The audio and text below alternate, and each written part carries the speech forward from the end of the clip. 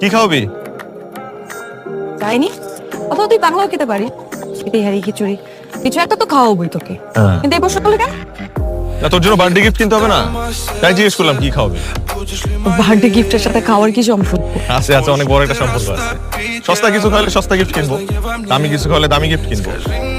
গিফটের দাম যদি খাওয়ানোর চাইতে বেশি হয়ে যায় তখন তো আবার আমার লস হয়ে যাবে, বুঝছো? আর যদি আমি তোকে খিচুড়ি খাওয়াই তখন কি করবি? তখনও একটা উপায় আছে, জঙ্গলি পদ্ধতিতে চলে যাবো। কি পদ্ধতি? জঙ্গলি? জঙ্গলি, আমার হলের পিছনে একটা ছোটখাটো জঙ্গল আছে, সেখানে মাঝে মধ্যে জঙ্গলি ফুল ধরে।